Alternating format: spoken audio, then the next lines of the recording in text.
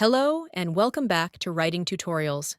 Today, we're going to go through a professional sample resume for volunteer and humanitarian work. If you've ever wanted to work in community outreach, join a humanitarian mission, or simply highlight your volunteer experience for future opportunities, this video will guide you step by step through building a resume that stands out. We'll not only read the resume, but also break down each section, explain why it's written that way, and give you tips so you can create your own. So, let's jump right in. Contact information section.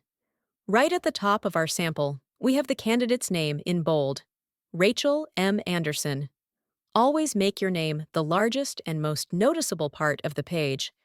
This is the headline of your personal brand. If someone picks up your resume, their eyes should land here first. Next, we list the address. 2158 Willow Creek Lane, Portland, Oregon, 97229. Including your full mailing address is optional nowadays, but for volunteer and humanitarian roles, especially with nonprofits, many still appreciate knowing your location for travel or placement purposes. Then comes the phone number, 503-5559284. Make sure this is a number you actively use and check regularly, as volunteer coordinators often call with short notice. We then have the email address, rachel.anderson@email.com. Keep it professional. Ideally your name or a close variation, no nicknames or casual words. Finally, the LinkedIn link, linkedin.com/in/Rachel Anderson. For humanitarian work, having a LinkedIn profile shows you're professional and connected, and it gives them a deeper view of your background. Professional summary. Next, we have the professional summary section.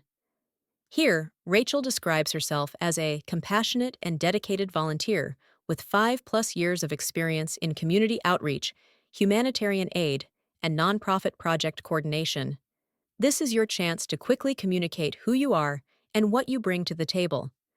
She also mentions being proven ability to work in diverse cultural environments, manage resources effectively, and provide hands-on assistance to vulnerable populations. Notice how this emphasizes specific strengths: cultural adaptability, resource management, and direct service.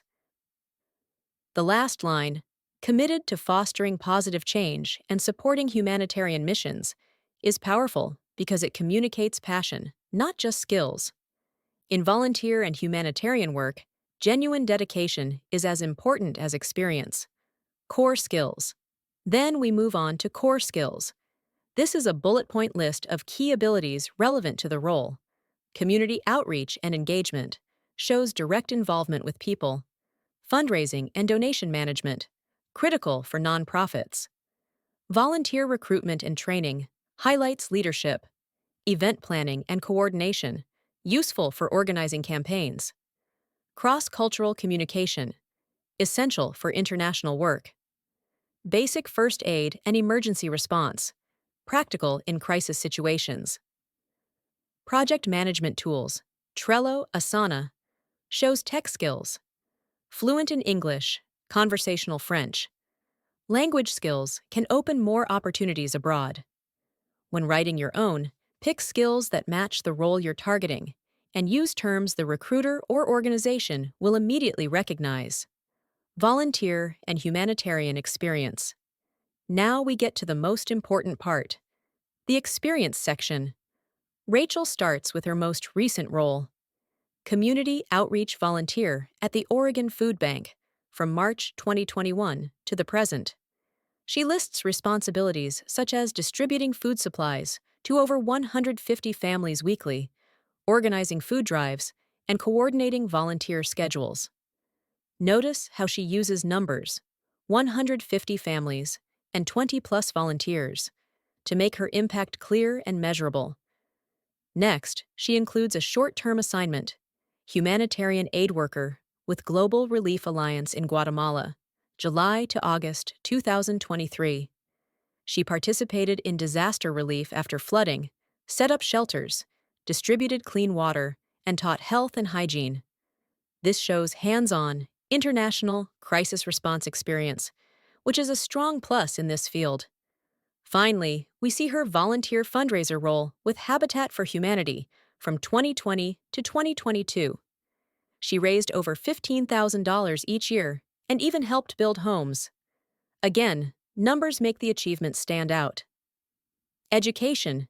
In the education section, Rachel lists her Bachelor of Arts in Sociology from Portland State University with a graduation date of May 2019 and a GPA of 3.7 out of 4.0. For humanitarian roles, sociology, social work, psychology, or related degrees show you understand people, communities, and cultural contexts. If you're still a student, you can list your expected graduation date instead. Now, let's talk about certifications and training. Rachel includes 3 here, and each one is more than just a line on paper. They're signals to potential recruiters that she's prepared, skilled, and serious about what she does. The first one is First Aid and CPR certification. Even if you're not applying for a healthcare role, this is a fantastic addition because it shows you can handle emergencies calmly and effectively. Think about it. Whether you're working with kids, volunteering at events, or even in a retail setting, knowing how to respond in a crisis can be a huge plus. When you list this in your resume, make sure to include the official name of the certification, the issuing organization, and the year you completed it. For example, First Aid and CPR certification, American Red Cross, 2024. That little detail makes it look professional and verifiable. Next, there's humanitarian logistics training. Now, this might sound like something only aid workers need, but it's actually valuable in many fields. It shows that Rachel understands supply management, planning, and resource distribution, all skills that translate into event planning, inventory control, or even project management. If you've done any specialized training, no matter how niche, it's worth adding because employers often love seeing unique qualifications that set you apart from the crowd. Then she lists volunteer management.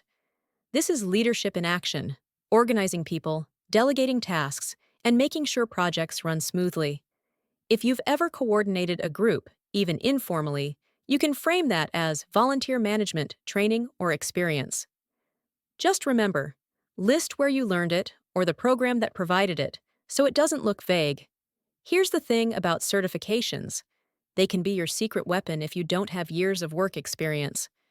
They prove that you've invested time in learning and that you have knowledge others might not. So, if you're a student or just starting your career, consider taking short courses or trainings you can add to this section. Even free online courses from reputable platforms can count, as long as they're relevant to the role you're targeting. Moving on to additional projects. Rachel includes 2 here, and they tell a powerful story about her initiative and impact outside of formal job titles. The first one is the Winter Warmth Drive, where she collected and distributed over 300 coats and blankets.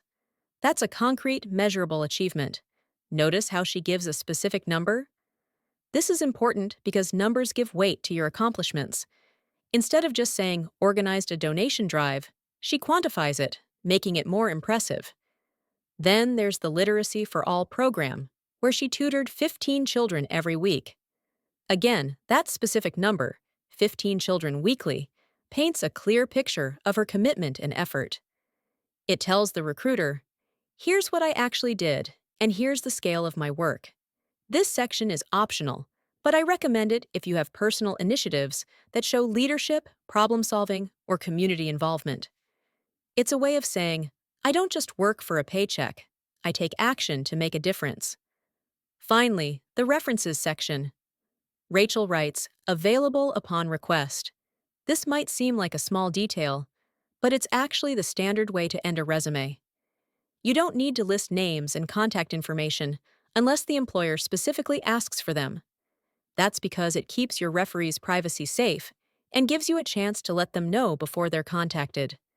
If you do decide to provide references up front, make sure you've asked those people first, and that they'll speak positively about you. For most resumes, though, available upon request keeps it clean and professional.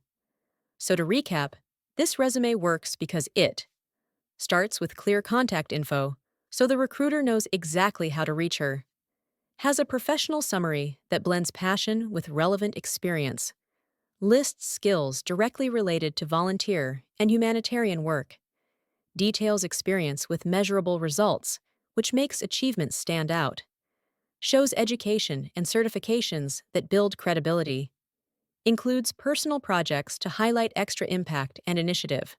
When you're writing your own resume, keep this in mind. Make it clear, keep it relevant, and show the difference you've made.